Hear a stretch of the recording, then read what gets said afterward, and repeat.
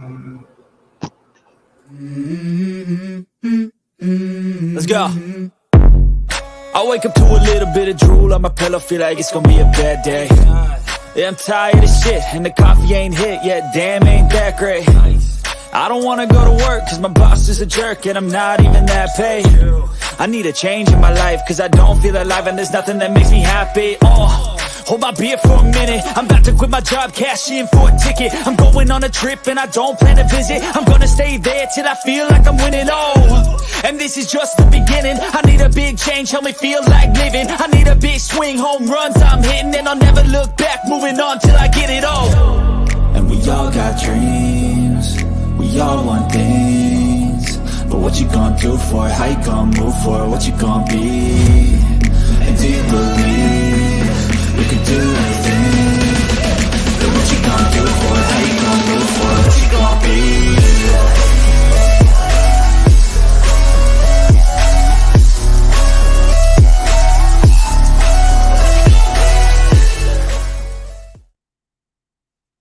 Well, all right. Welcome to another edition of Unscripted. I think we're up to episode 355. Man, where has time gone by? What a time to be alive!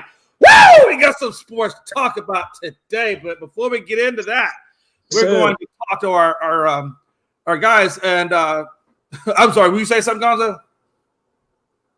Oh, my mind's going blank. Let's talk about Gonzo. Gonzo, man, welcome to the show, brother, man. Long time no see. How you doing, brother? Not doing too bad. How you doing, man?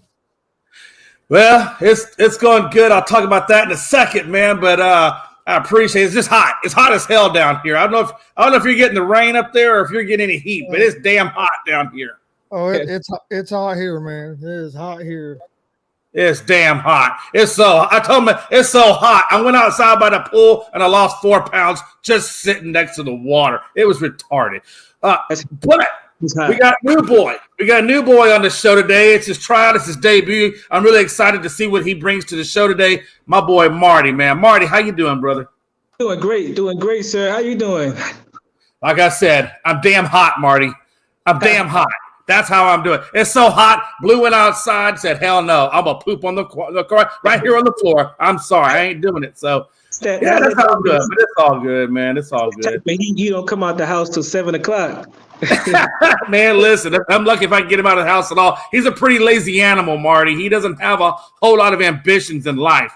But, yeah, man, we're going to go ahead and get this bad boy started. We like to start off with a show or a segment called Close to Home. And that's where we just kind of talk about our teams and what we think about them. So here we go. Close to Home starts now. Gonzo is going to lead it off talking about the Reds. But let me play the intro, and I will bring him on.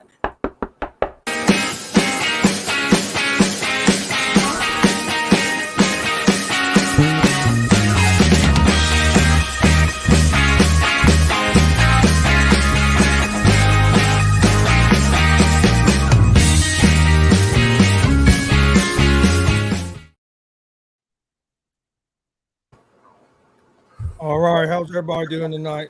So today's been a pretty good day, Jay. Reds got a win today, and I don't know how much you've been following the Reds because I know you're a big Astros fan, but man, they got off to a bad start out of the All-Star break. We lost our first 5 games out of the All-Star break, 6 in a row, counting the game right before the All-Star break. So we went on a 6-game losing streak after being in first place. Now we're two and a half games back in the division, but we came back and won our last 2 games to split a 4-game series with the Giants. So the last 2 days have been real big.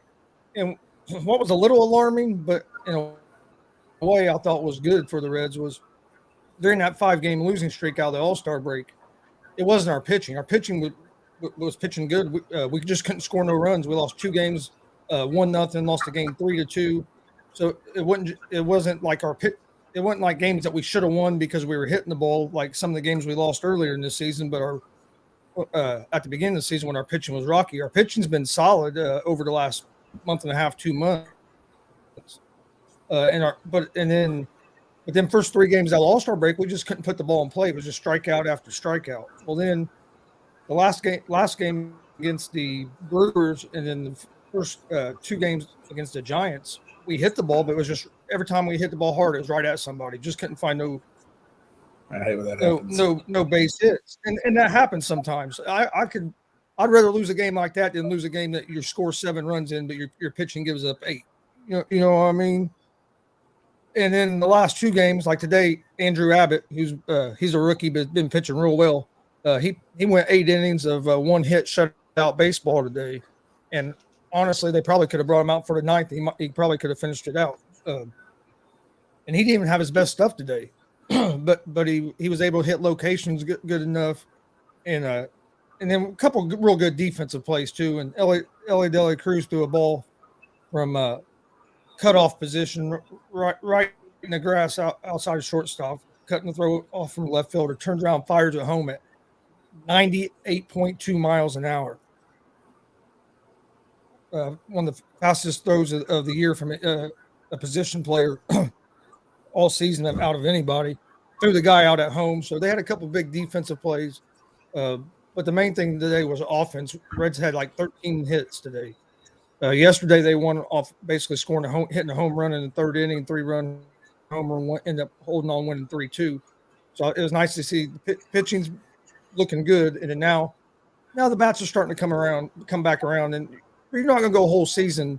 The Reds were hitting almost like 265, 270 most of the first half of the season. You're not going to go a whole season without having some kind of slump where you're just not getting any hits. And hopefully that 5-6 games was it, because we got to keep winning games. We're only 1 game out of the wild card, 2.5 games out of first in our division, and we're getting ready to start a tough series with the Arizona Diamondbacks, and then right after that we play the Milwaukee Brewers again, and that's the team that's ahead of us. So I mean, we keep playing good like we have the last 2 days. By the end of these next 2 series, we could be back in first by a couple games. Yeah, absolutely.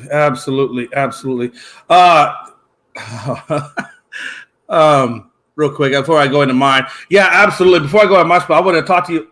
Oh, did I take Gonzo out? Jesus, I'm sorry, Gonzo. Listen. If y'all don't know, Jay been out the game for a minute on this whole moderator production, so just bear with me. Logan's been doing this for a hot minute, so Gonzo, I'm just a little rusty. Don't take it personally. It's all good, man. It's all good. I want to say one thing. Your boy Ellie looked.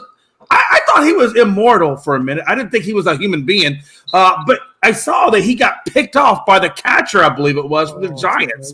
And you don't see that from Ellie. I mean, there's a dude that will steal 3 bases, still home, for crying out loud. I mean, you just don't see that.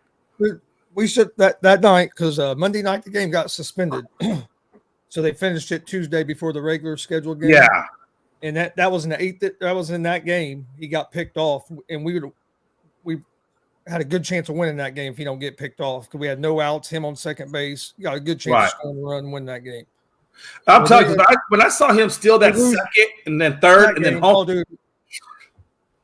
And me and Dad were cussing. We're like, "What are you doing? You can't get picked off in that situation." Well, then later that night, in the 8th inning of that game, in a game's tied 8-8, double play ball hit. De La Cruz fields it. He's real close to second, kind of fumbles the exchange to the second baseman. We get no outs. On that play, should have been a double play. They end up scoring 3 runs that inning. We end up losing that game 11-10. So we had a couple big miscues that kind of cost us a chance to really have a legitimate shot of sweeping that 4-game series with the Giants. Yeah, absolutely. When I was watching, everything that Ellie De La Cruz does is based on timing and in the moment. And I think that's what kind of hurt him a little bit, was the fact that it was a reset game. He really didn't have his rhythm, his timing. Everybody was looking at him, so forth. So because he's kind of an illusional guy. Like when he stole second, then he started throwing, and he went into third. I mean, he literally stole third, came off the bag.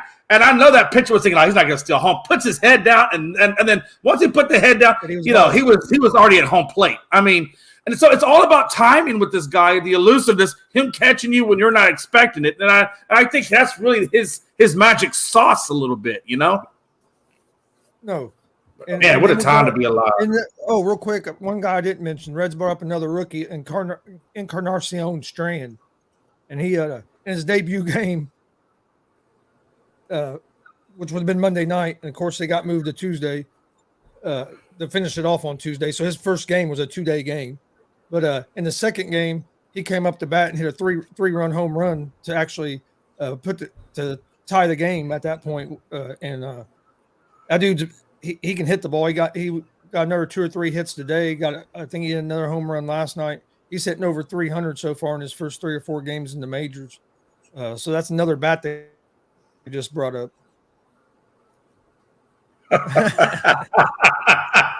Man, hey, look, that ain't happening. All right, let me get this spiel on these Astros done, and then we're gonna get into this show, and we're gonna bring Marty up and let him talk about the worst statistical game ever in the NBA in history, and then man, we're gonna get this bad boy kicked off. So let me go ahead and get my little 10-minute spiel in, and it's going to be fun. By the way, I entitled this "The Good, the Bad, and the Ugly." And before I do that real quick, I just want to bring John Suggs says, Jay, you think Houston makes a big move for Ohtani?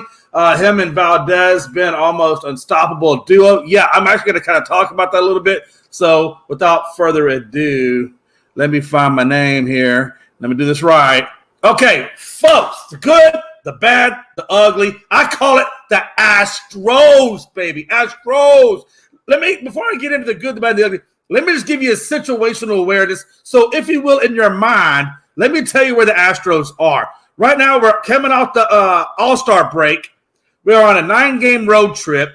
We just split the series with Colorado, 1 apiece. Then we're going into, we played the Angels. I apologize. We played the Angels, and we went 2-1 with the Angels. So we took that series.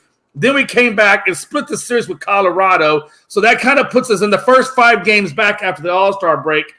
3 games in the win column, 2 games in the loss column. So not bad. I mean, it's not great, but it's an okay. I mean, we're above 500, so I'm not going to get mad at it. But again, here's the deal, folks. Here's the deal. Right now, we are 4.5 games back of the Rangers. Oh, Los Angeles Dodgers. Can't you just do your boy a break and get some wins? Oh, and just take 1 or 2 games against the Rangers. I'd be really happy about that. And again, I think they're 5.5 back. Believe it or not, Tampa Bay. Baltimore now is at the top of the East Division. I know Frankie loves that.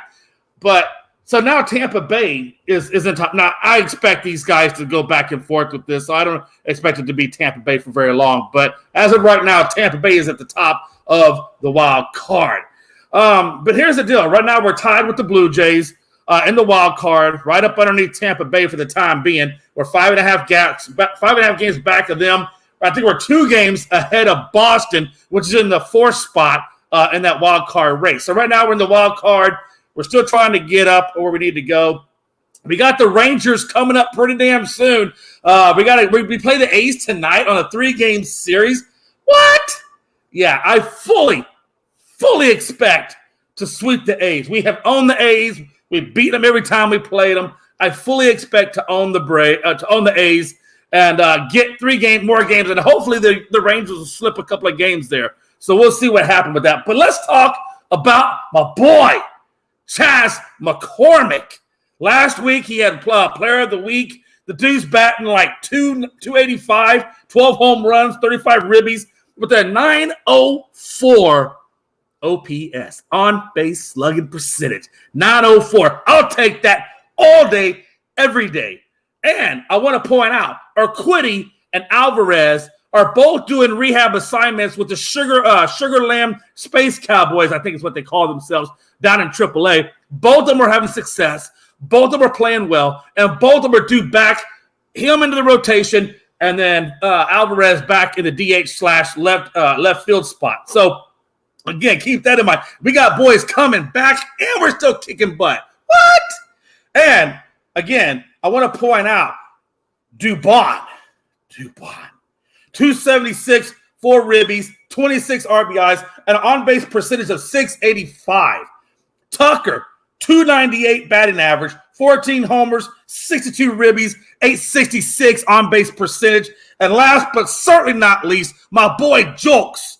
The boy that's hitting 275, 6 homers, 30 ribbies, and he's batting 717 in the OPS. I'm bringing these specific guys up because in the absence of Alvarez, in the absence of Altuve, we're still kicking ass. We're still getting on base. We're still putting up runs.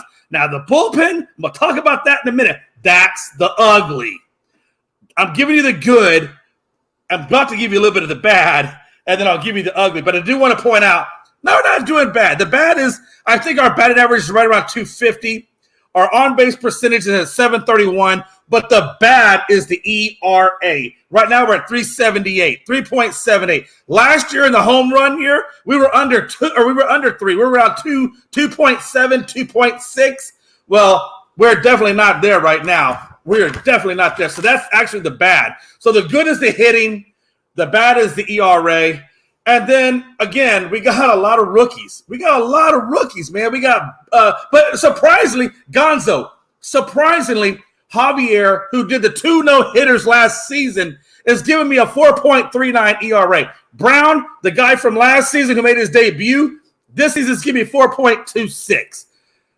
You know, those aren't – I mean, I've seen worse ERAs, but those ERAs are terrible, you know, when you consider that the average person says if you can get 3 runs a game, you're going to win the series.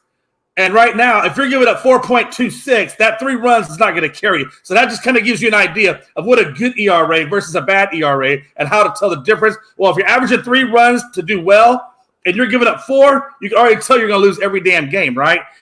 Belak, France, our 2 rookies, the 2 guys that we just came up out of nowhere, are both doing 3.46 and 3.31 respectively, which is better than Javier and Brown. So keep that in mind. Like, the rookies, they're not the problem.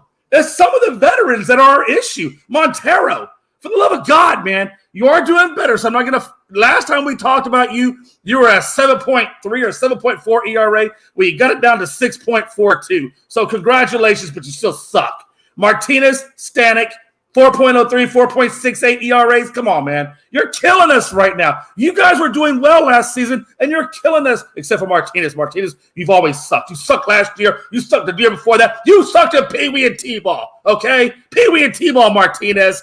Do better. That's all I ask. Do better. Now, the good spot in our bullpen, the nice spot in our bullpen is Neris at a 1.55 ERA, Abreu at 2.78, and Presley at 2.90. That's our bright spots in the bullpen of hell. Having said that, Valdez is doing great. He's on a Cy Young tear right now with a 2.76 ERA. I'm going to round it up with this, and we're going to get out of here. The A's, we got 4 games with them, followed by the Rangers with 3 games. Then we got Tampa, Cleveland, New York on the road trip, Baltimore, and then we're back at home. So we got some work to do, man. The schedule's not exactly easy, but it's not hard. You know, the Rangers and Tampa Bay, those and Baltimore, those are our 3 biggies between now and toward further on down the season, about mid-July. So we got work to do, man. But at the end of the day, Ohtani. Last I heard about Ohtani, to answer that question was we are considered to be a dark horse in that. So I don't fully expect them to get Ohtani, because I think what we'd have to give up to get him is not going to pan out in the end of the day, and it's probably going to wind up hurting us. So I don't really necessarily want Ohtani just because of what we're going to have to give up for him, and we're going to put ourselves into a hole. So there you go. That's my 2 scoops on the Astros. Glenn or John Suggs, I hope I answered your question, brother. And let me go back to this, and we will get the bad boy rolling. Hopefully I choose the right one this time. No, I chose the wrong one. Gonzo, what is wrong with me today, man? Why am I doing this? Oh, there we Why am I doing this? Gonzo, what am I doing over here, man? Gonzo, take control of the show. Hold on. I can't read all these little demographics down here. Thank you. Jeez. There you go. See, Marty, this is why you have multiple production people, because when one screws up, the other one steps up into your plate. But okay. Hey, real quick. Yeah, go ahead. One thing when you were talking, that reminded me, when you mentioned about a lot of rookies. The Reds have had a lot of rookies all year, but yesterday we became the first team. We started a whole infield of rookies yesterday. Wow. Our whole infield was nothing but rookies that started the game yesterday for us, because you had the new rookie Encarnacion Strand played at first base. You had McLean, Ellie De La Cruz, and Steer at second, short, and third. So we had a whole rookie infield. And all them guys are contributing, so it's been fun to watch. Frankie says you lose 1 game against the A's. You know Frankie could be talking. Look, Frankie, I don't know. Look, I was going easy on you. I was going easy on you, but you know what? Now the gloves are off a little bit. I'm not going to all the way take them off, but I'm definitely going to loosen up the strings on the gloves. Frankie, last time I checked, you're sitting dead last. Baltimore looking at you like a bunch of clowns. And you talking about me losing a game to the A's. You so far out of the wild card spot, you're looking up at Mickey Delaney. Let that sink in for a minute. You are literally looking up at Mickey Delaney. Okay. Enough said. I fully expect Frankie to be in this show in about 2.5 minutes to defend himself. By the way, that's a perfect segue before we get into the show. Number one, you can catch Frankie. If Frankie doesn't make it to the end of the show, I'm just going to say it right now. Frankie the Yankees got a show coming out. I believe it starts Monday. It's Monday to Friday from 12 to 1 Eastern, and it's all about the Yankees. It's literally called the Frankie the Yankees Show. So catch him. It's going to be dynamic. You know Frankie. He's going to pull out all the punches. If you're a New York Yankees fan, hell, if you're a New York fan, hell, if you're just a fan of anything, you're going to want to catch Frankie the Yankee, man. Real quick, before we get on, you can follow us on Unscripted on Facebook, Unscripted Guys on Twitter, Unscripted Sports on Twitch, TikTok, and YouTube. Catch us on Twitter, man. Frankie and them are blowing it up on Twitter, man. Every time I look over there, man, they put out article after article, man. And also, don't forget, you can catch Stat Guy. He's putting out articles now on the Facebook website, Unscripted Facebook. Stat Guy's putting out articles over there. So catch his articles. I'm telling you, they're pretty dynamic and a little bit thought-provoking, to be honest with you. And before we get on, John Suggs does say Boston lost 2 games to the A's and still in front of the Yankees. Ooh, let that marinate for a minute. What a time to be alive. What a time to be alive, man. All right. Here we go, man. Here we go. Gonzo, I'm going to let you start this one off, man. Worst stat line or worst single game performance, however you want to look at it. I'll take either one. In the history of the NBA. Who do you think? What's the worst performance, Gonzo? Oh, man. I'm going to say, if I have to go worst performance, it was probably, and I'm going to take a lot of hate for this, but I would probably say LeBron James. LeBron James in the finals against the Dallas Mavericks. That's probably would be what I would say be the worst performance that I've seen in the NBA. And that's not taking man. I agree. He's great. Taking away nothing from LeBron because he's a great player and he's right up there with. I still don't think he's the GOAT, but I also grew up in the Michael Jordan era. So, and I was never a Michael Jordan fan. I'm a Reggie Miller guy. Michael Jordan kept my guy. What Reggie do? Remember when he had the game and he did the choke? I still remember that. To this day, I still remember Reggie doing that.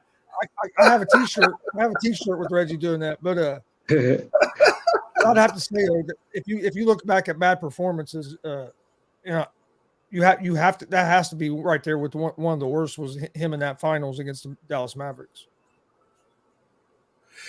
Yeah, and I don't think you're wrong with that, man. I do remember that series very well, and I definitely think that he kind of choked on that series specifically. Marty, man, tell me, man, what is your worst stat line or game performance by a player? Oh man, it's actually been too many. Over the years, watching the game, you see a lot of people that you have high expectations for, and when they can't live up to it day in, day night, they can give us out of 82 games, they can give us 81 games of just bliss, and in that one game, we just feel like we want them to perform, and then they play like they some slouches, and it makes us feel like the whole season was a wash. Sometimes in that moment, as a fan, it just makes us feel like that. One of the worst games I ever watched was Jamal Crawford, and I know he's not a huge name, but this is Jay Crossover. Oh yeah, he played 31 minutes against the Heat, only scored 2 points, 1 for 12 field goals, 2 threes, 2 turnovers, I think one or 2 free throws, and this is what he's in the game for. He's not in the game to play defense. He's not in the game to distribute the ball. He's not in the game to do anything but score. And he did everything. Well, I ain't gonna say he did everything. He did not score. Like, you want 5 points real quick? You bring Jamal Crawford in. You need to kind of do a little run. You got to go on a run. You put him to run the floor to get those little quick buckets. For him to score 2 points that game, I was flabbergasted. I could not, and it was just every game is a championship game to me. So just imagine how the championship game feels. I just couldn't understand it. Oh, yeah. Yeah. Reggie, I think his first finals game, he only scored 2 points. Yeah, that's in the finals. But when Reggie, you shouldn't perform like that, Reggie. And it's old. I still feel some type of way. That was shots at Gonzo. I love it. He comes out just guns blazing. Let's go. But that's not how you perform. Like scoring 2 points in an NBA game when you're playing anything over 15 minutes is like you shooting an air ball at one shot. Like it doesn't count. It doesn't. and don't mess with, and don't lose. If you lose and play that poor, like that's even worse. That's even worse. Yeah, absolutely. I'm good. Draymond has played games with no points, but Draymond has also distributed a rebound and played defense. But Jamal is not a defender. He's not a distributor. He gets paid. He's retired now, but he gets paid or was getting paid to score. That's it. Absolutely. He probably have more green light than Steph Curry. the way he plays his game. Yeah. He's like the way his game is. Jamal knew, give me the ball and I'm gonna shoot. He's never seen a shot he didn't like or think he could make. No excuse. No, I agree with all your points, especially on Jamal Crawford. I remember Jamal. I know. Look, trust me, man. I guarantee you, Gonzo remembers Jamal Crawford. We know. I mean, we know what he was about, man. So I agree with you. I got to be honest with you, though, and I do want to put this up there because that is kind of a one thing we didn't talk about a little bit was Ray Allen. Ray Allen, he's another sharpshooter, just like Reggie was, and just like Robert Ory was. Remember Big Shot Rob? How about Game on the Line? Yeah. Bro, this dude went 0 for 13 at the 2010 Finals Game 3. So again, that's a pretty bad performance considering that you're a quote unquote shooting expert. That's your job. Exactly. That's all you do is shoot. Yeah, there's no excuse for that. But no, honestly, my worst performance that I got to give it to is Tony Snell. And he played pretty damn recently. Everybody knows Tony Snell. Played for the Milwaukee Bucks. 2 seasons ago he played? Yeah. Because he played the game I'm going to talk about specifically was when he was with the Milwaukee Bucks. It was February 24th, 2017, and they took a loss to the Jazz by 14 points. This man literally, and I don't know how you do this in a basketball game. I don't know how you do this, but literally went the full 28 minutes and did not record one single stat. No points, no rebounds, no assists, no blocks, nothing. Zero. This is what he gave you for 28 minutes. The big thing about that is, he's not the only one that's ever done that. There are bench players that have done that, but again, they are bench players. This dude was a starter. Yeah. This dude was averaging 29 minutes a game for 80 games. This dude was not a bum. He was averaging 29.2 points or 29.2 minutes. He averaged 8 points, 3 rebounds a game. He's had several where he's gotten into double figures. The guy can score. And so for a guy to be your starter, number one, and your scorer, and you can't give me not even a damn assist. No, he doesn't need to get assist. Just throw it to Ray Allen or throw it to your sharpshooter. Let him get a bucket. That's assist. How do you even get that? Yeah, I actually saw that game. I actually saw that game, and I was blown away by it. I could not believe it. I'm gonna say this. I've been around a lot of NBA guys, and what I do know, the sorriest player as a fan, to the sorriest player that we believe is just not good enough to play in the NBA is a great player. So I don't take that from them. But in a fan's eyes, you are a bum compared to your competitors, your other 449 players you play with. You are a bum, bro. Like, you out there almost 30 minutes. You out there almost 3/4 of the game. I forgot about you. And you cannot get me one stat. You didn't even get a foul. Like, how do you not even foul somebody? You got to get at least a foul. I believe I can get a rebound in an NBA game. I can get a rebound in an NBA game. Hey, and I forgot about that. John Suggs, he brings up a good point. I forgot about Joel Anthony. January 9th, 2011, played 28 minutes and 46 seconds with 0 points, rebounds, assists, steals, and blocks. So, yeah, man, I don't care who, but again, I don't. And John, maybe you can remind me. I know who Joel Anthony is, but was he a starter or was he a bench player? I cannot for the life of me remember. He did start a little bit. He did start. He was a starter for a little bit, right? Yeah, he did start a little bit. I think somebody was hurt when he was starting, but he did start a little bit, and he actually had some promise to him. I don't think he officially gelled with the team at that time. So he started kind of showing some upside, but even then, like he was a big man. I think he was power forward maybe, and he just, I don't know. There's no excuse for it. I don't care. I don't care who you are. I feel you.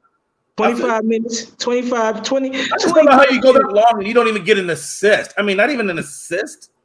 That just blows my mind. But and it's okay if it's college or high school. I mean, but whatever. But when you get to the pro level, you should be able to get at least an assist. But anyway, and again, these are starters. I mean, we're not talking about bench. We're talking about starters. I mean, these are guys that you expect them to at least get a damn assist.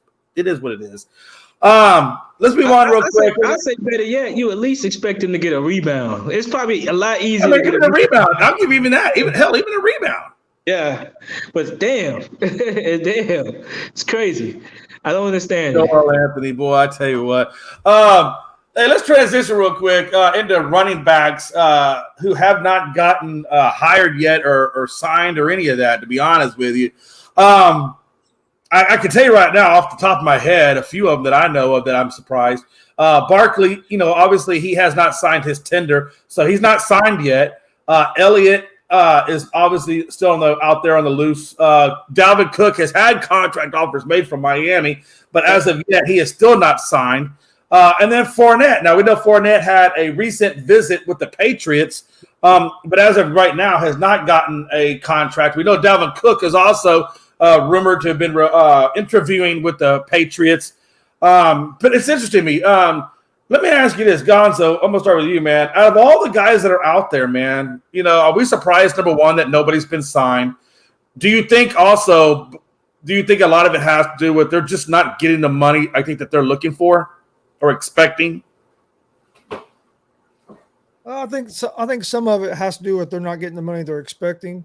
I think some of it was once you got into after the OTAs and you had that month off where basically everybody was out of the buildings. Excuse me. I didn't figure we'd get anything until training camp started. So now you're getting teams start to report to training camp this week. So I think you'll start seeing like Dalvin Cook, probably Zeke and them guys, Fournette. Plus, I think some of them teams were waiting to see what was going to happen with Josh Jacobs and Saquon Barkley, to see if there was going to be a deal made and what the market was going to be, and if that was going to set the market. Or now one of these running backs might kind of set the market, which down the road could hurt Saquon Barkley and Josh Jacobs, because these guys aren't going to get that big contract, and when you come up, they're going to try to base the market off them again. But I mean, I think the thing with the running backs not getting signed is, man, a lot of it's a collective bargaining agreement.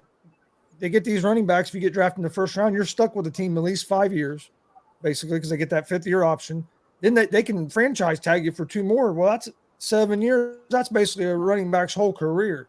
So the way they got the CBA set up, running back don't hardly get a chance to see a second contract anymore, because after they get through these first 4 or 5 years, these teams just move on to a cheaper guy. And it's like rinse, recycle, repeat.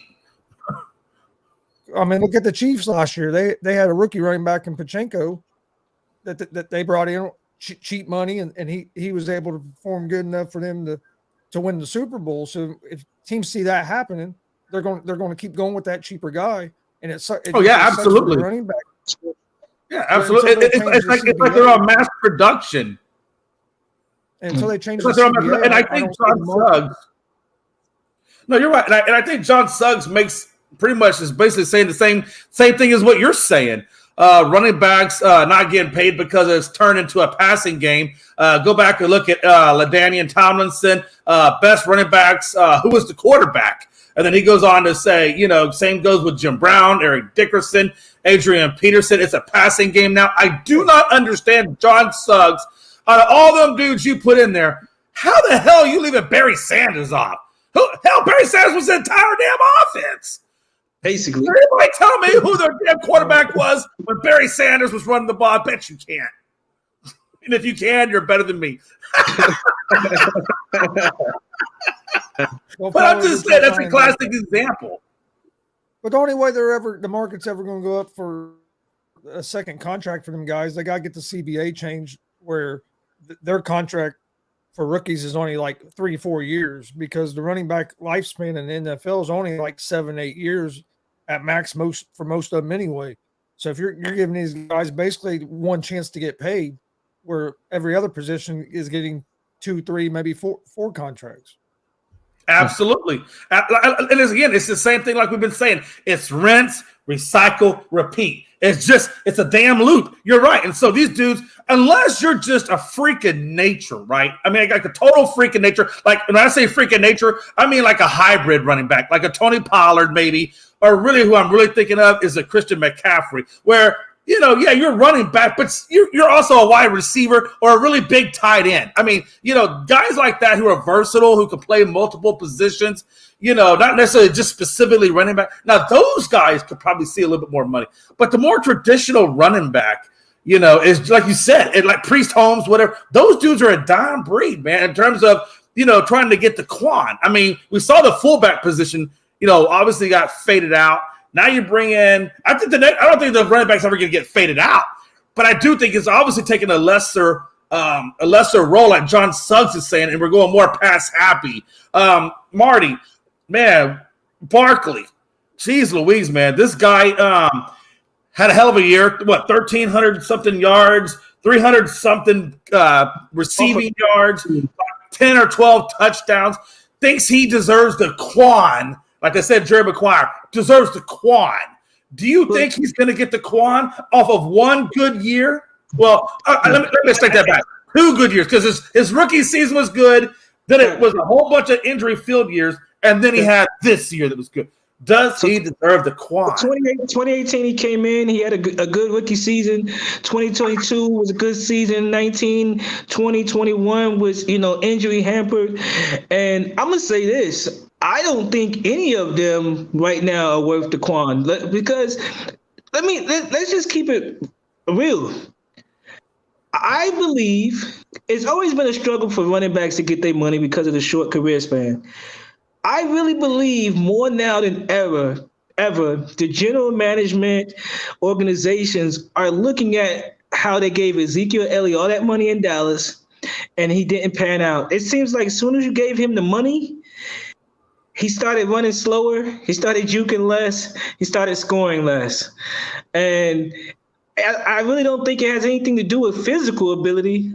I just don't think as a total package from a mental and physical ability on top of it becoming more of a passing league. Now, let me sidebar. It's becoming more of a passing league. One, because these defensive backs are becoming way more faster. They're able to stop the run a lot faster. You put them out there in man coverage, the field opens up. There's a lot of great receivers. Every team has 2 to 3 good receivers these days that are contenders. But I don't think any of these running backs have that quan and be like, man, I gotta have him. To me, Dalvin Cook is on the way down on decline. He's a power runner, but he's not. I don't think he's a 3-down back anymore. Saquon had a great year. I really believe if he had another good year, he still would not get the money that he thinks he deserves. I think those 2-year injuries scare people. I think that it makes it hard to really put that money. Huh? No, I was sorry about that. Go ahead. Yeah, I think it's really hard to kind of lay down any heavy dough on him.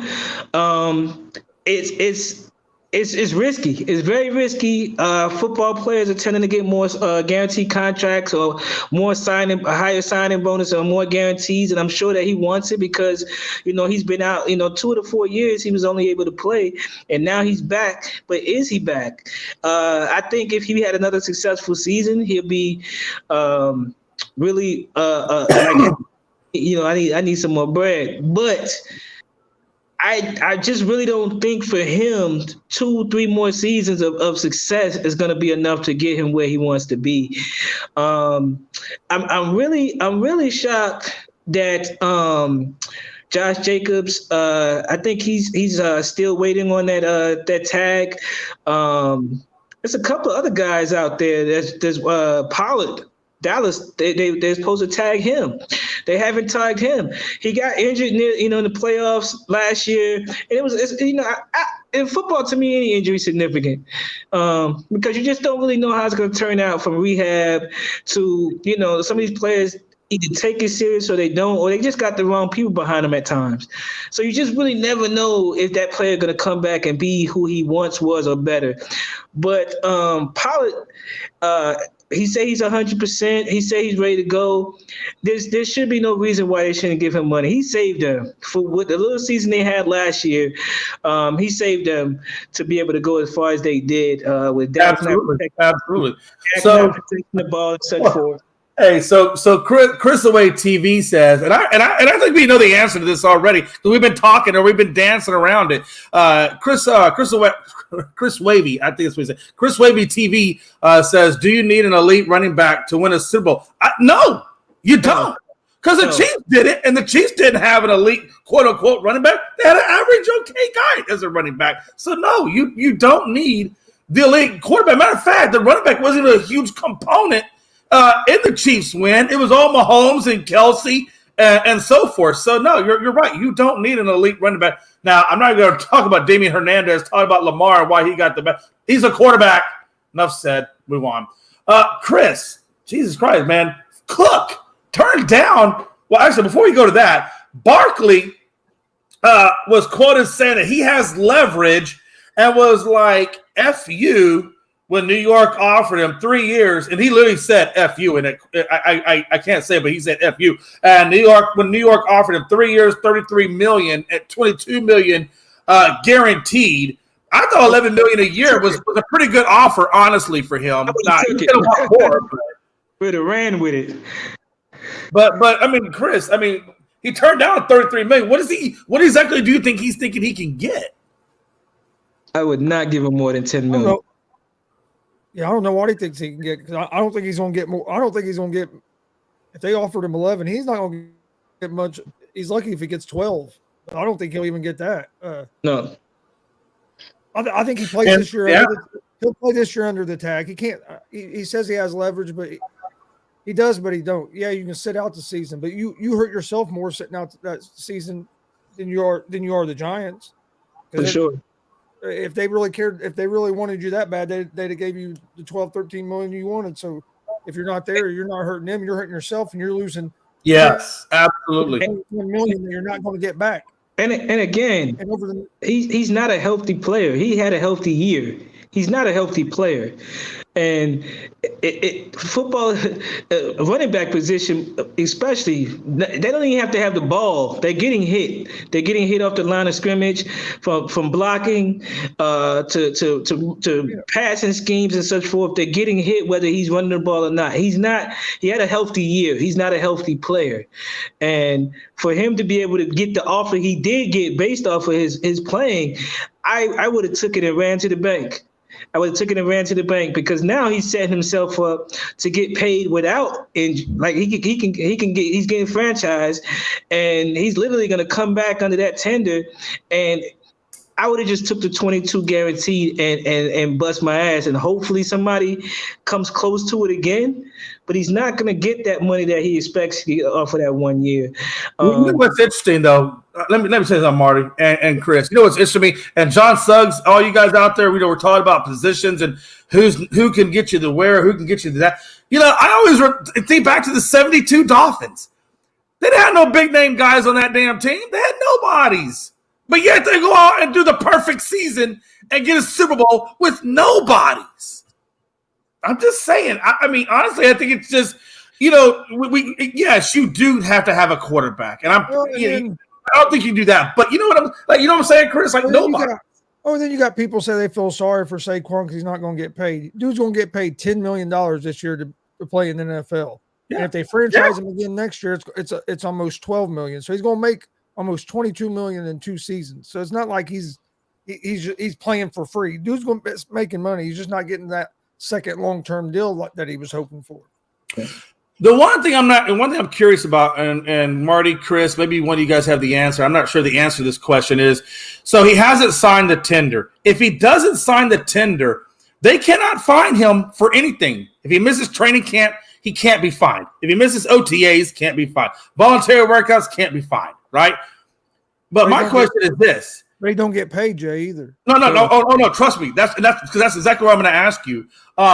When you don't sign that tender, what happens? Let's say you wait the whole season, you wait it out, and you come next season. At some point, are you just stuck like in purgatory until you sign that tender or just retire like Barry Sanders did? Well, they could franchise tag him. They can franchise tag him one more time. So, but this is the question he has to ask himself, though. If he holds out this season, he's not going to hold out next season. The money stops basically. He doesn't get game checks. He don't get practice checks. He don't get none of these checks. The game basically stops for him. And then it puts him in a worse situation than he is in this year, because then he's still got to prove that the off season he was able to keep his body together to be able to go out there and perform. Probably as me, if you had a whole year off, I expect you to play better. He had a whole year of no bumps and bruises, to work on your physique, eat right, and practice and get 120% before you come back. And if you don't come back, if you come back to practice looking half-assed, I can't see myself even wasting my time with you. This is the other thing. The NFL and even college, the big thing now is for running backs is a running back by committee. And so with that being said, a lot of running backs don't have the workload that they used to have. They're not no three down back every series. One team might have 2 to 3 down backs, and then a guy that's going to get to 4th and 1, 3 and 2 for you and stuff like that if need be. It's not a lot of pressure for these organizations to go out there and get the guy like they did back in the day. Oh, absolutely. Because I think number one, I think it goes to, like you said earlier, we're more pass heavy than we are run heavy. And 2, running backs are a dime a dozen. You can pick up a running back at a lot of different places. So you're right. I think it's just one of those positions where it's not going to fade away, but it's not going to be the position that I think these guys are expected it to be, because probably what it once was, and it's just not there anymore. We're going to move on real quick to another topic. Where will Harden land? Jeez Louise. I think I got to be honest with you. I'm going to give my two quick cents, and I'm curious to see what you guys say about it. I think Harden does one of 2 things. I think, A, he stays with Nick Nurse. Patrick Beverley talks him into it because Patrick Beverley can get into your head. And let's be honest, if a Kardashian can get into James Harden's head, I'm pretty sure Patrick Beverley can get into James Harden's head. I think my cat can get into James Harden's head. So I think either A, he stays with Phila and does that, or B, I think he goes and he gets up with Paul George and company and goes to the Clippers. I think those, in my opinion, are the one of the 2 spots where he goes.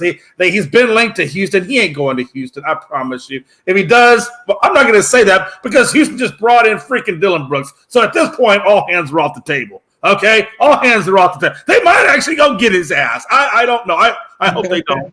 But it could happen. But no, seriously, Gonzo, Harden, he's accepted the tender. What is he doing? Well, he really don't have. It really is on him now. It's on Philadelphia to decide if there's a deal out there that they like good enough to make the deal.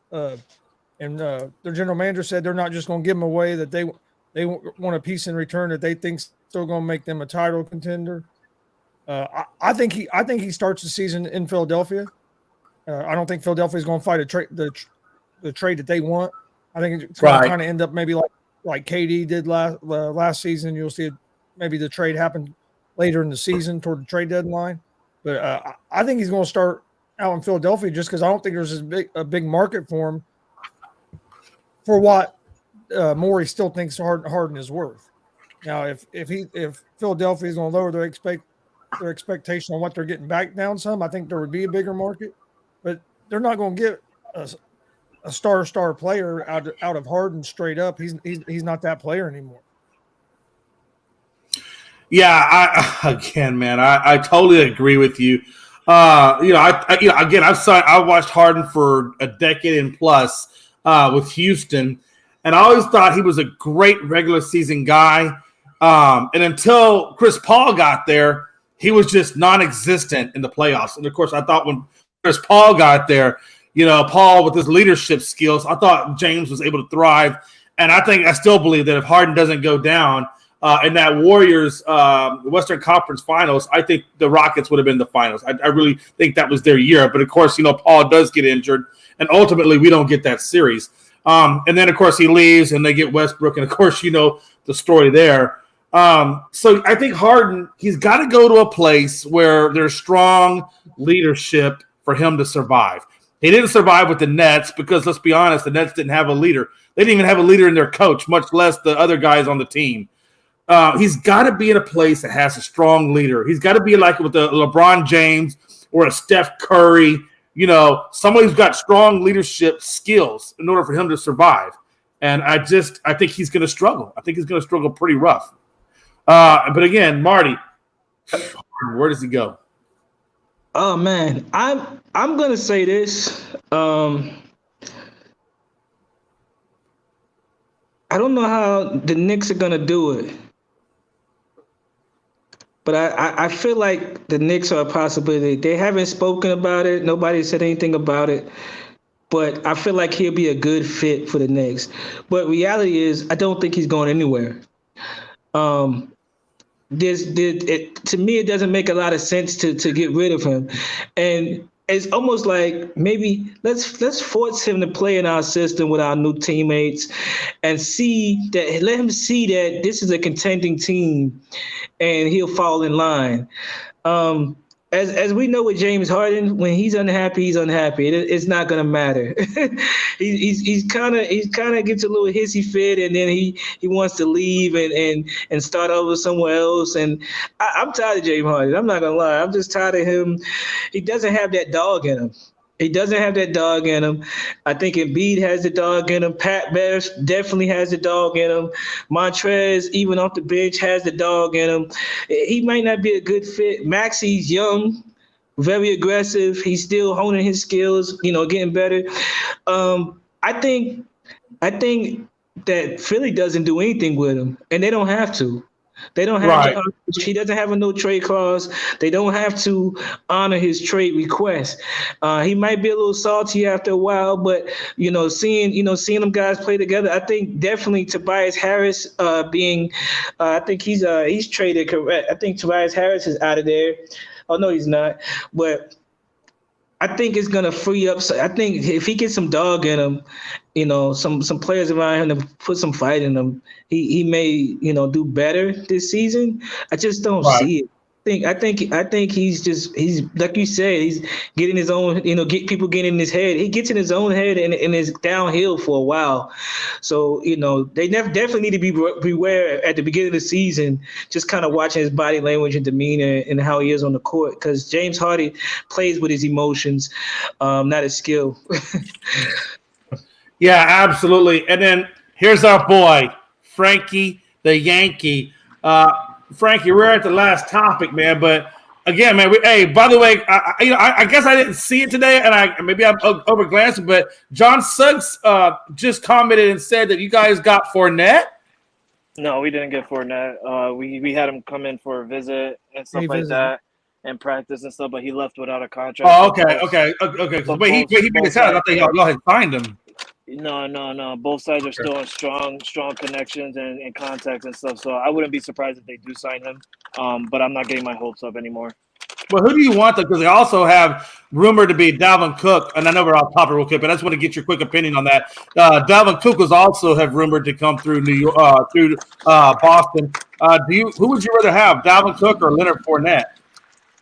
Realistically, in my opinion, I would rather have Dalvin Cook. I've always liked Dalvin Cook. I always think Dalvin Cook was a beast with the Minnesota Vikings. I like Leonard Fournette as well. The man won a Super Bowl with Tom Brady and stuff like that. But I feel like that was the only reason why he went to Tampa Bay that time was because Tom Brady was there. He knew he can get a Super Bowl with Tom Brady. And nothing against Leonard Fournette. Like I said, he's a good running back. He's honestly solid. We've seen him what he did with Jacksonville and Tampa Bay. But me, as a Patriot fan, I would rather have Dalvin Cook. Yeah, no doubt. And that's kind of the way I was thinking too, man. I still think Dalvin Cook. I know Marty kind of disagree with me a little bit on this, but I still think Dalvin got a little something left in that tank. I don't think he's completely done yet, Marty. I know you're writing him off, Marty. I know you're writing him off.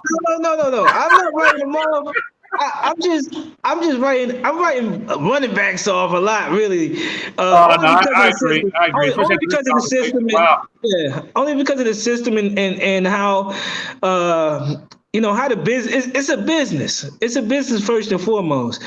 And why pay somebody like a Leonard Fournette when I can have two Leonard Fournettes for half the price, essentially, especially when I don't need him as much as Leonard Fournette has been used on a consistent basis over his career. I wouldn't waste it. I wouldn't waste that money. I wouldn't waste that time. I feel you. Because you find, I mean, like you said, dime a dozen. It's sad, but it's the truth. Hey, real quick, I want to give a shout out to Bush1G. I apologize. I know I recognize your comment, but I wanted to give a shout out to you, man. We're all doing good, man. Appreciate the love. And John Suggs, and I think Frank is going to agree with that because we all know how Bill does business. I think he goes with Fournette as well, just because I think he gets him on a cheaper deal. And that's just kind of how they've always done things. And I think Bill can get a lot out of Fournette. Bill can get every last ounce of talent out of somebody. So I think that's a good possibility that they do that. They said they'll sign for a 1 year, $3-4 million. Yeah, you know what? I can see that totally happening. But Frankie, man, Harden, who's he going to land with, man? The dude still has not chosen a spot. I kind of thought Clippers. We've heard the Knicks thrown out. Who do you think? Or do you say stays in Philly? I think he stays in Philadelphia until the trade deadline. But I honestly, I know you're going to hate hearing this, but I do think that James Harden ends up probably going to either Houston or he probably ends up going to LA and the Clippers. Yeah. I'll tell you, Frankie, I'll be honest with you, and I hate it too. I hate this. I hate it with a dying passion because I don't know what we're going to have to give up to get him, and it's going to scare the bejesus out of me because I know they're going to do something stupid. But, yeah, I mean, if we're going to sign Dylan Brooks and give Kmart up for second-round picks, yeah, I absolutely think the Houston Rockets would bring back freaking Harden. Before I start cursing. Anyway, geez Louise, man. I'm telling you, Frankie, it's a rough day out there, brother. Let me ask you a question. Can you hear me? Yeah, I got you. Go ahead, Bubba. Who are you willing to give up on the Clippers for James Harden? That's a really good question. To match the money, in order to match the money, who are you willing to give up? Well, damn good well they're not giving up. I'm sorry, Frank. Go ahead. It's been heavily favored that if he ends up going to the Clippers, they're going to give up Paul George. Yeah, that's just a dumb move. That's so dumb. Because, like I said, I mean, Harden and Frankie, just like I know, just like Gonzo knows, just like even Marty knows, everybody knows that he's got to be on a team who has strong leadership. A Chris Paul, LeBron James, Steph Curry. He's got to be on a team that has leadership already established to where he can just go in, play his role, do his role, and have somebody else be the leader. He does not do good on a leaderless team. I think the Brooklyn Nets showed you that. And I think every Rocket season outside of when he played with Chris Paul shows you that. You know what I mean? It's crazy. But all right. Let me say something real quick. I mean, yeah. Marty and Jay, y'all both say that that's a bad trade if that was to end up happening. But let's be realistic here. James Harden is always on the court in the regular season. Yes, he doesn't show up in the playoffs, and we understand that. We know James Harden's history of that. But what would you rather have? Would you rather have a James Harden that's always on the court playing in the regular season, or would you rather keep Paul George, who you never know is he going to play 20 games, then get hurt, be gone for like another 20 games or 10 games? Or That's a good point. Yeah. I mean, that trade will actually work out in the favor of the Clippers, getting someone who's actually on the court playing compared to having to worry like we have Paul George, but how long do we actually have him? When is he going to be on the bench, on the injured list, or anything like that? You know what I really think, honestly? I think regardless of whether or not you get Paul George or you keep Paul George or you bring over James Harden, I think it doesn't really freaking matter. I think at the end of the day, it's still a wash. I think the Clippers are still the Clippers, and they're not going to go anywhere, whether they have Harden on that team or they have Paul George on that team. I don't see the Clippers doing anything with either one of those two players. You know what I mean? Don't either. The only thing that could hurt them going after Harden would be if they have to give up more assets or draft picks than what they should give up. Now, if they got to give up draft picks and all that, that could really set them back. You know what I mean? Marcus? Now, hello? Yeah, go ahead. You're good. So here's something crazy, but I feel like swapping George for Harden, like you said, is a wash. But I think both of them will play better.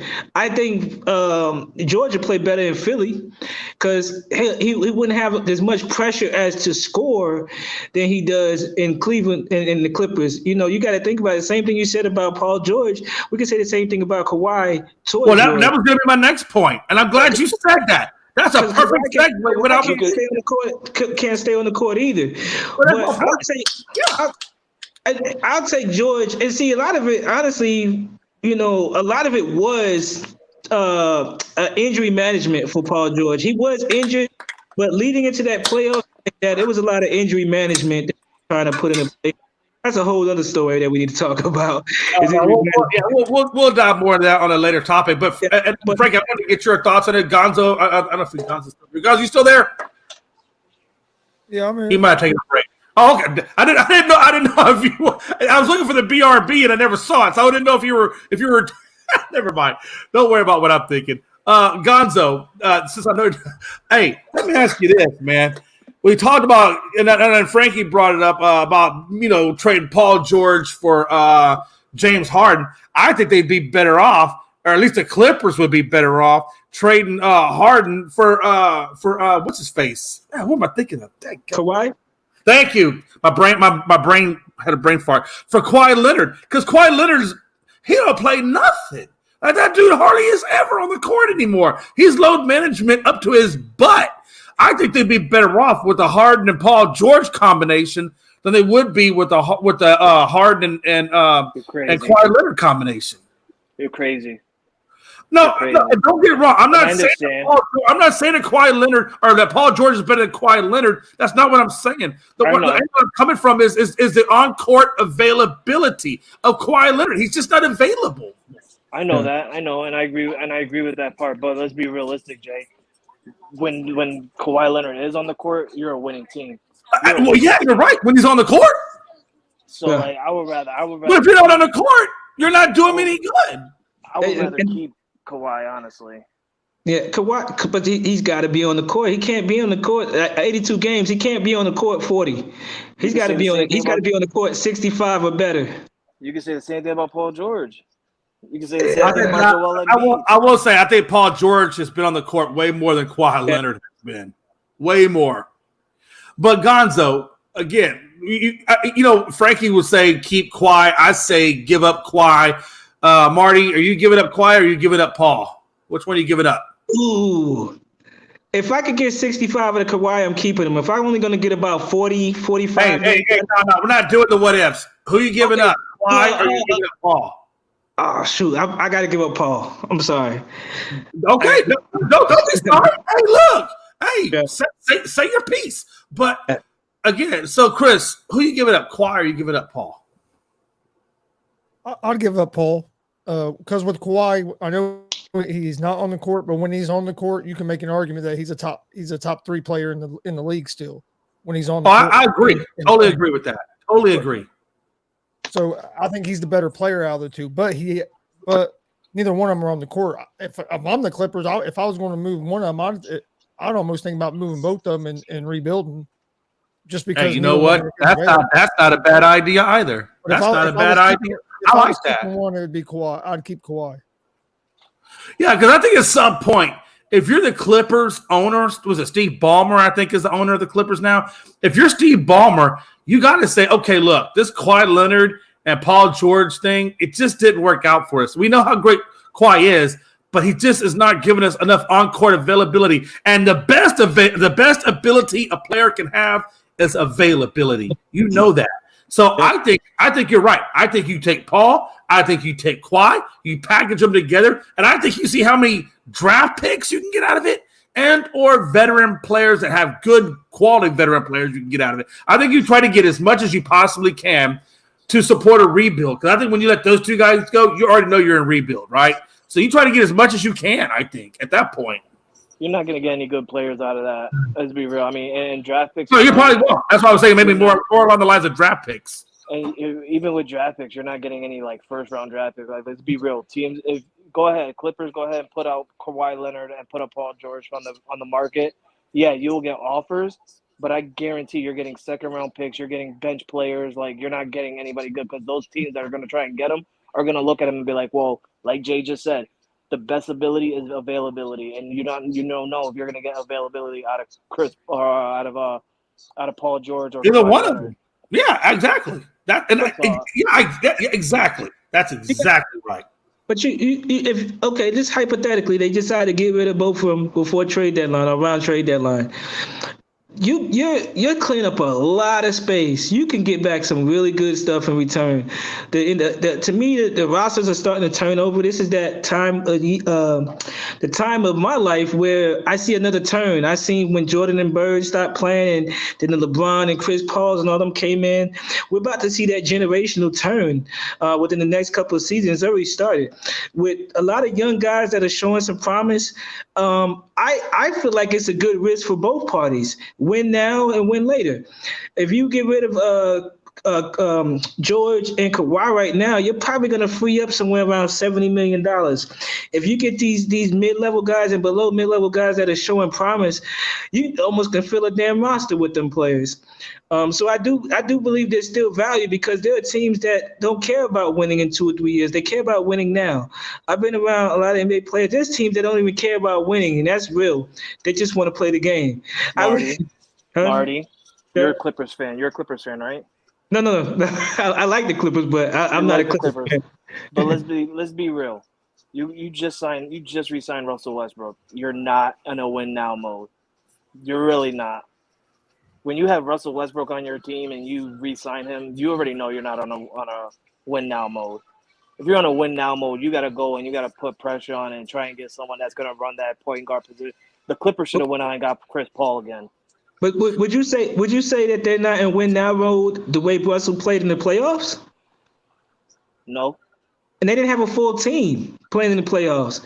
I think there's a reason. There was a real strategy behind bringing Russell back because he that system is easy to run. And Russ still has a lot of gas in the tank. I know that can be an argument in its own, but he has a lot of gas in the tank. A smart player. The worst thing about his game is his mid-range. His jump shot. Let's just say his jump shot in general. But I don't think they're mentally in the rebuild. They got Kawhi Leonard and Paul George, who reality is they're on their way out soon. I do understand that, but I do not believe that they still feel like they're rebuilding at this point. Right, hold on, Marty. Well, I'll tell you what, this is a hot topic. You know what? We're gonna make this. This is going to be a topic for another show because we obviously have a lot more to discuss on this, and we can talk all day on that. So I think we can make this for another topic. What should the Clippers do? Trade it. We'll make that a topic, and we'll figure that out on the next go around. But I want to say real quick before we get to final thoughts, I just want to ask you one question because this really is kind of a good question, and I like it. And I think we may even make this another topic. But I'm just going to get the quick off the cuff reaction, and then we may dive into this more because there's a lot here to talk about.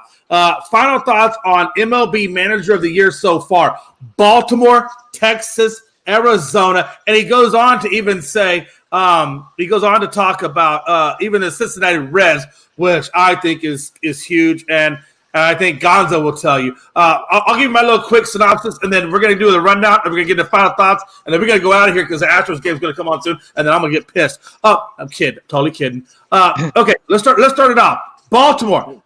You know what? Baltimore, you could almost make that case if they weren't making the resurgence they were making last season. I think we saw last season exactly what we thought they could possibly do this year. So I'm not going to put Baltimore in there, even though I think Baltimore is a good team and they have great talent, but I'm not going to put Baltimore in there. Texas. Here's the reason I'm not putting Texas in there. Bochy, hellified great coach.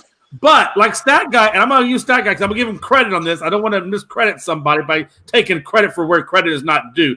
Stat Guy even said at the very beginning of the season, this Rangers team was great offensively, even probably better than the Astros offensively. They just did not have pitching. So I'm going to credit their turnaround, not so much to Bochy, even though Bochy's a great coach. I'm giving it to the front office for bringing in the pitchers in which they brought in to turn that team around.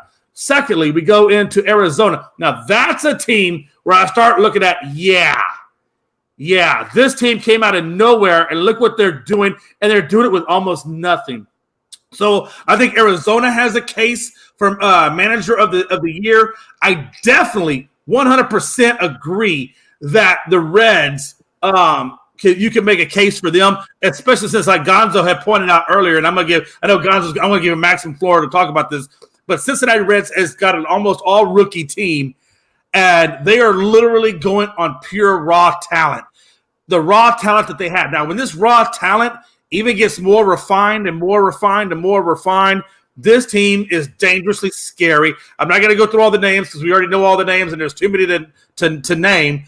But I'm just saying, I think what he's done and what they have done with the Cincinnati Reds team, consider where they were last year, we were all laughing at them. Even Gonzo was doubting them at the beginning of the season.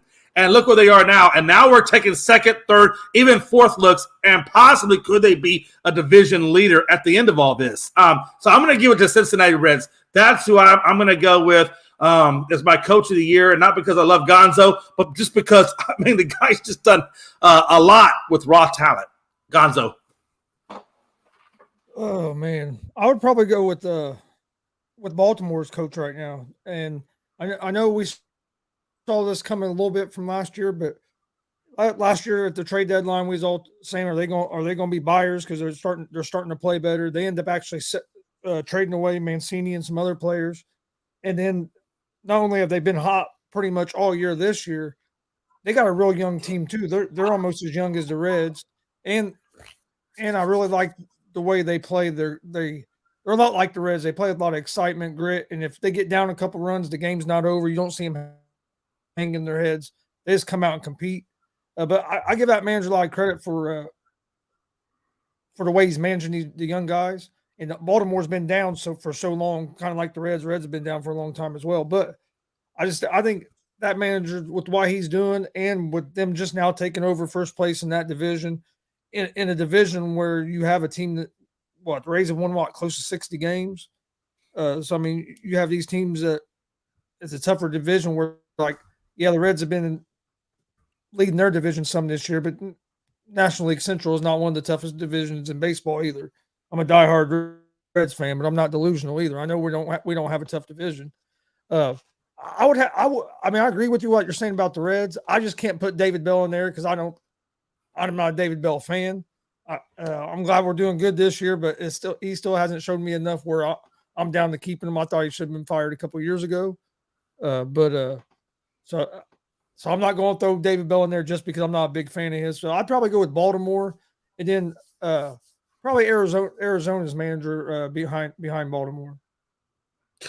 I can't believe you're not a David Bell fan after all he's given to you. And by the way, John Suggs says, have you watched the last 7 years of him as manager? I know. Hold on. But I really wanted to point out what John Suggs said. You know, Chris believe in that magic. That man ain't take that hat off all season. I don't think Chris. You got the same hat on every damn show. So don't tell me you don't believe in David Bell. You're a side Bell believer. You might not want to say it, but you're a Bell believer. Frankie the Yankee, man. What's up, baby? Yeah, we me and Chris actually talked about this a couple of days ago on the afternoon show with Mike, and I actually had an argument with Mike because well, it wasn't like a bad argument. It was kind of like the sports argument of case. And Mike and Chris both said Baltimore, and they laid it out for me, and I agreed on what they're saying. The Baltimore Ravens are doing this with young players, like people that they brought up from the minor leagues, and like you guys said, now they're in first place of the AL East. By the way, let me remind you, they're only in first place because they have less losses than the Tampa Bay Rays. That's the only reason why. I hate when schedules are like that, but I give it to the Baltimore Orioles. Like Jay said earlier, we've been saying this since last year at the trade deadline, when Trey Mancini got traded to the Houston Astros. These guys turned it around. I don't know what happened, but they turned it around, and they turned it around by literally trading away one of their best players in that lineup, and their veteran player at that. Um, but and to me, I'm gonna have to give it to the Texas Rangers just because of what they did. This is a team that's always been like third or fourth in their division. Um, I like what they did. Like that guy said, they had offense, they had hitting. It was just their pitching. They brought in good pitchers, and they're doing it also now without what's his name, Jason DeGrom. Like that man, he was nice at the start, and then he got injured, and now he's gone for the year, and they're still winning. Um, Mind you, yes, they were up a lot of games over the Astros and everybody like that, and now the Astros are like 4 games behind, like Jay said earlier. So they're winning, but now they're losing their momentum. But I still believe in the Texas Rangers. Like I said, this is a team that's always been on the bottom, and now they've been on top for a really long time now. Since the season started, these guys have been on top. So I like what the manager's doing over there in Texas. I would say Arizona, that's cool, but Arizona lost their touch. They had that one little slight lead in their division over the Dodgers, and now they're back, I think, 6 or 7 games or something like that behind the Dodgers.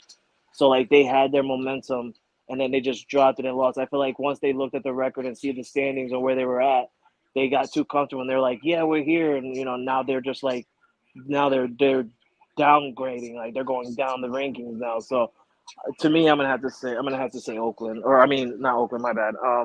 Ah! Texas.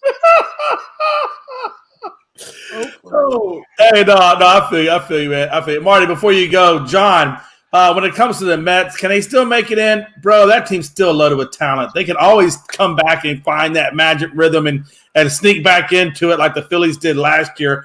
But I'm not hitching my horse to that wagon, I'll be honest with you. But Marty, man, manager of the year, what do you think? You kind of heard all of what we've said. You saw the teams that were thrown out. Who do you think should get manager of the year as of right now, where we stand? Right now, I like the Cincinnati Reds for a couple of reasons. They seem to have an eye for their little diamond in the rough for their farm league guys, the little minor guys. And the veterans that they do have are rallying behind these younger guys. When you have opportunities like that, you can't really but help but to latch on and follow through and buy into the plan. You see these young guys hungry. It brings back some hunger in these vets that they might have lost a little, hunger in them. And they're playing really hard. And I like the fact that they got them playing hard together. And again, for them to be able to kind of find these guys in their within their lower organization to be like, hey, I like this kid. This kid is he's hitting the ball. He's not balls get past him. So to be able to have that eye for it right now and take the chance to bring these young kids up, because there's a lot of pressure when you go up to the big show.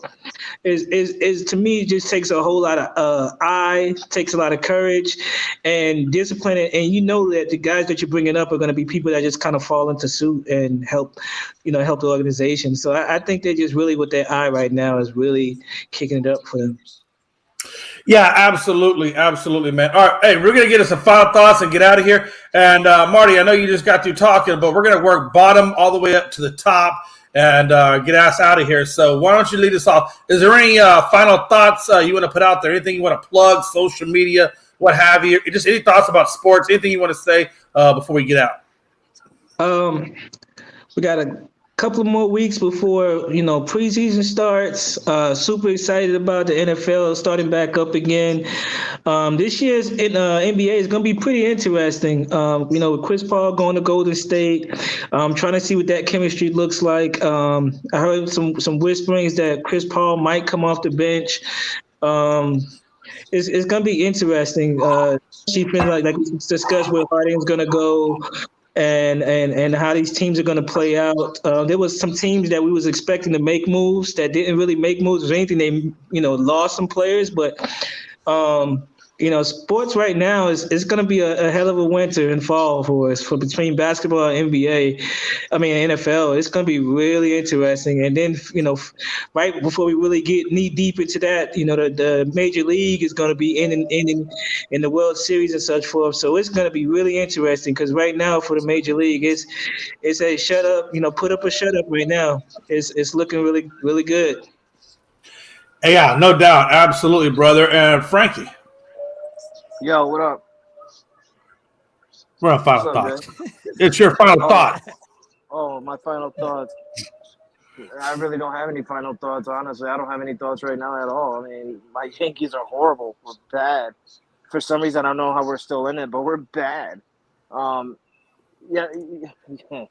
Oh, man. Yesterday's game against the Angels pissed me off. I mean, it didn't piss me off as a normal game would. They scored 2 runs in the first inning, and I just laughed. I laughed. Like, not the Yankees, the Angels. Like, I laughed because it's funny to me now. It's like a comedy series that happens every other day or something. But what pissed me off was we're bad right now, and you got these people on the dugout: Anthony Rizzo, Anthony Volpe, Isaiah kind of Falefa. Like, they're all laughing in the dugout. What the hell are you laughing for? What are you laughing for when you're getting beat by one of the worst teams in the MLB? You just lost a series to the worst team in the National League in the Colorado Rockies, and then you go ahead and you get swept by the Los Angeles Angels. Like, and you're laughing in the dugout. It's mind blowing to me. At this point, I'm on that. We need to get rid of Aaron Boone train. I've always loved Booney. I like Booney. I think Booney's a great manager, but like, if he's not going to be an actual manager and lead this team to success, we got to get someone who is. But yeah, man, it's annoying right now to be a Yankee fan, and yeah, anything anybody says bad to me about the Yankees, I'm just agreeing now because there's no point in trying to defend them. It's annoying, but if you want to hear more of that, ladies and gentlemen, you can catch me on my new show. Finally back on my solo album. Kind of like Beyonce. What are you doing, Jay? I hit the wrong button. Yeah, you Monday through Friday at noontime to 1 p.m. Eastern time. You can catch me on my new show. It is called Frankie the Yankee Show. Look at that beautiful. It's just so beautiful. You can catch me talking shit about my own team. You can catch me downgrading my team because they're like literally right now one of the worst teams in baseball. Not pitching wise, hitting wise. Yeah, Monday, like I said, Monday through Friday, noontime here on Unscripted, also at the ASAP Sports Network. I'm gonna sometime. It's not only gonna be all about Yankees. I don't want everybody to think that it's gonna be all about Yankees. Yes, it's Frank. It's a baseball show. Yes, it's Frankie the Yankee Show, but it's gonna be more than just the Yankees. Like one day I'll have Jay on. We'll talk about the Astros. I'll have Chris on. We'll talk about the Reds. I'll have Marty on. We'll talk about the Yankees because I know Marty's a Yankee fan. It'll be different guests here and there, but starting Monday, a new show here on Unscripted and ASAP for myself. Finally coming back to my blooming flower self and doing Frankie the Yankee, man. Been that time. Catch me on Monday. The Yankees got that Joey Gatto trade curse. Yeah, that is true, bro. That is true. You know what's also funny is we DFA Aaron Hicks, right? And homie goes over to Baltimore. He went from the bottom to the top. So see, hey Frankie, Chris is not laughing at you. I promise, man. He's laughing at my production. I know. He's laughing at my production skills. You're absolutely horrible today. Hey, listen, I've been out of the game for a minute, man. I'm a little salty learning the ropes and stuff. Okay, Gonzo. was trying to When figure out you're what done Jay. laughing at me. I was trying to figure out what you had going on over there. Yeah, me too. No, my final thought is, hopefully Reds can win this series starting tomorrow with Arizona, and then join us this Saturday night, or not Saturday night, Saturday afternoon at 3:30 p.m. Eastern. We'll be live on YouTube, Twitch, and Twitter with some live pro wrestling. It's going to be Warrior Pro Wrestling Fair Fight 2. The main event is going to be a dog collar match. Should be a real good one between D-Buck Sexton and Jake Carter. Also, the opening match is a ladder match for a championship, so it should be a great show. We'll be live 3:30 p.m. Eastern this Saturday. Let me tell you something. Nice. There's nothing better than two sweaty men in wrestling gear going at it in a dog collar match. You just locked up in there. You can't go nowhere. It's beautiful and it's amazing. Yeah. Okay. Two sweaty men going at it, and okay. See, it's funny that I said everything else, and the only thing that he caught into his mind was two sweaty men. Hey, look, man. I'm sorry. My bad. Yeah. Okay. Listen, guys. If make sure you check out Frankie the Yankee. Make sure you check out that show Monday through Friday, 12 to 1, all times Eastern, Monday through Friday. Check him out. Just understand, on the day that Marty comes on and they strictly want to talk about the Yankees, bring your bring your depression medication, because it will be depressing. As well as, if I may, out of respect for the Yankees, let's all take our hats off and have a moment of silence and prayer. Thank you. Okay. Thank you. Moment of silence is over. God rest in peace, New York. But Yankee. let me. No. You had your time. You had your time. I'm gonna say this though, because you did say I'm at the bottom looking up at Mickey Delaney. That's not true. Mickey Delaney's still at the bottom. I know. I just look. I only said that because I figured that'd be a quick way to get you on the show. Calm down, Crudley. You're gonna be okay.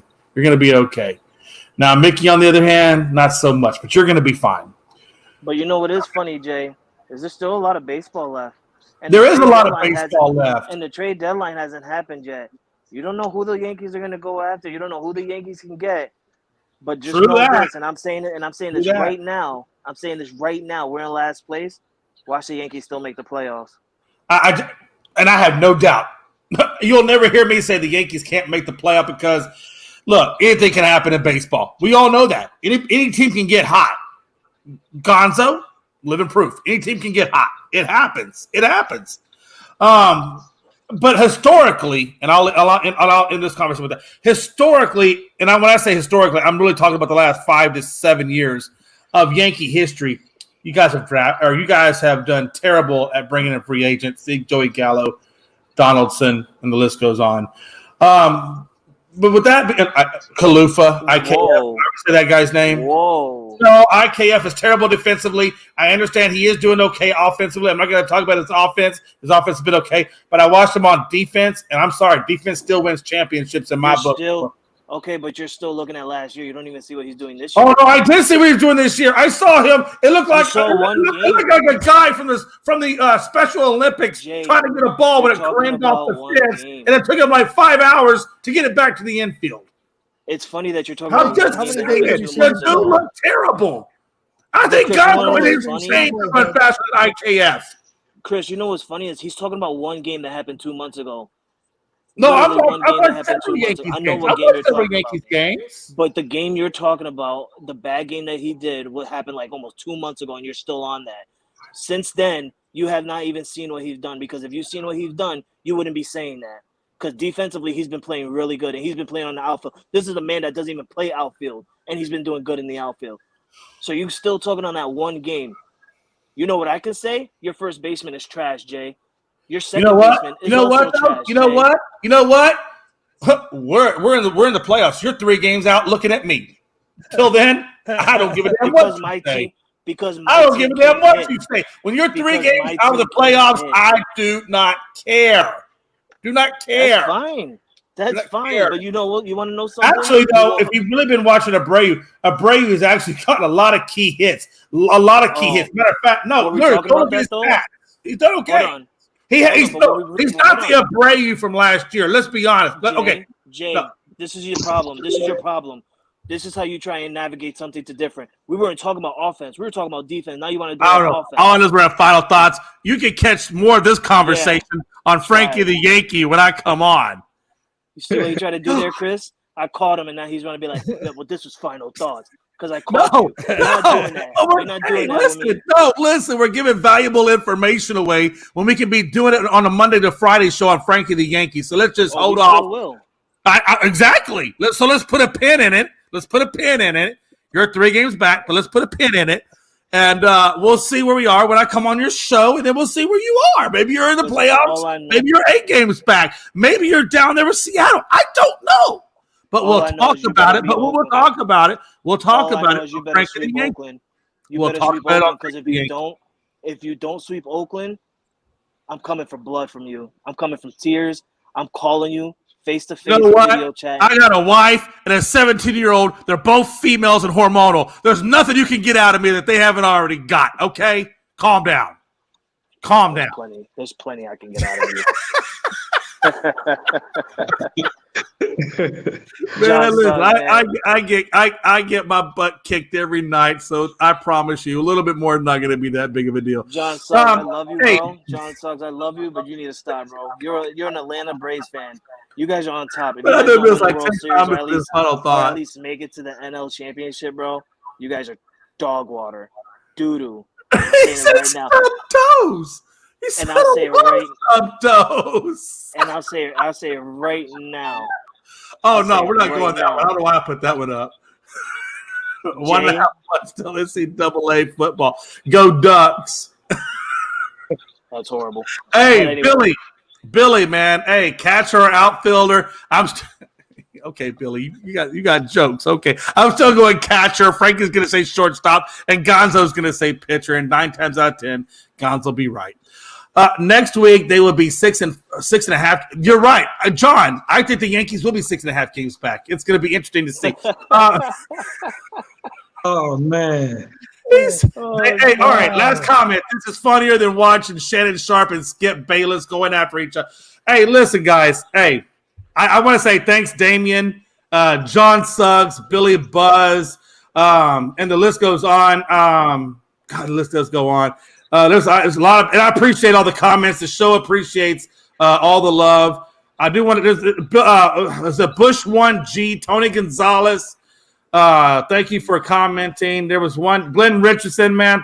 Hey, much love. Thank you for commenting. There's one. Let's see how long it takes him. Chris. Yeah, fuck off. Hey, listen, I can't find. Don't worry about it. Hey, if you comment in this show, I know I put it up there, and I just want to say thank you. I appreciate the love. The show appreciates the love. We all appreciate the love. Catch Marty, debut number 1. You did a good job. We'll let you know you're in tomorrow. If you still got a job, you probably do. Most likely you have one. But appreciate you coming on, brother, man. Lots of good information. As always, brother. As always. Gonzo, much love. Make sure you catch Gonzo Saturday. And Frankie, make sure you catch them Monday through Friday at 12 to 1 Eastern. And, yeah, man, I love everybody. We appreciate you, and we are out of here. Have a good one.